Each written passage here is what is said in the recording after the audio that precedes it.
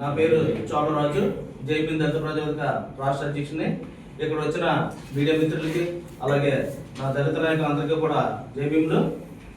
4 రోజుల నుంచి వైరల్ అవుతున్న ఏదైతే రాజమండ్రి మాజీ ఎమ్మెల్సీ ఉన్నారో ఆదిరెడ్డి అప్పారావు గారు కుల అహంకారంతో మాట్లాడిన దాని గురించి ఇవాళ ప్రెస్ మీట్కి రావడం జరిగింది.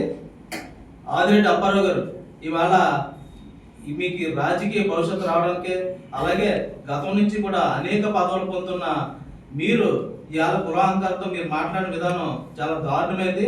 దీన్ని మా దళిత సంఘాల తరఫున తీవ్రంగా ఖండిస్తున్నాం.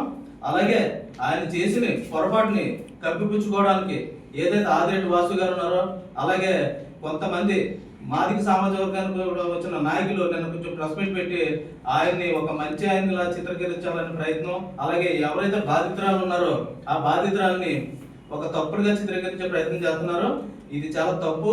కానీ ఆదిరెడ్డి అప్పారావు గారు చేసింది 100% కూడా తప్పు ఇవాళ. ఎందుకంటే వైరల్ అయిన వీడియోలు ఉన్నాయి. ఒకసారి అంటే ఏదో పొరపాటు జరిగింది, రెండో వీడియోలో కూడా ఎలమల పేరు చెప్పి మాలమాదికల పేరు చెప్పి కించపరచడం చాలా దారుణం. ఏదైతే మాదిక సామాజిక వర్గం నుంచి ప్రెస్ మీట్ పడుతున్నారో నాయకులు, మీరు పార్టీని భుజాల మీద వేసుకుని మోసుకుంటే తప్పలేదు. అలాగే మీ నాయకుడిని ఏదో జాతికి క్షమాపణ చెప్పే విధంగా చర్యలు తీసుకునే విధంగా ప్రయత్నించండి, కానీ అతను భుజాలు వేసుకుని జాతికి ద్రోహం చేయడం చాలా దారుణమైన తెలియజేస్తున్నాను.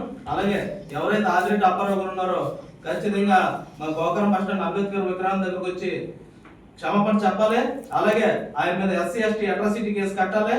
అలాగే చంద్రబాబు నాయుడు గారు కూడా తన పార్టీ నుంచి సస్పెండ్ చేయాలని మేము డిమాండ్ చేస్తున్నాం. లేని పక్షంలో చెలో రాజమండ్రి పిలిపిస్తాం. ప్రతి దళిత సంఘాలన్నీ కూడా ఏకమై మీ పార్టీలో మీ పతనం అయ్యే విధంగా మేము పోరాటం చేస్తామని తెలియజేసుకుంటూ జై భీమ్. మీరు చూడవచ్చు.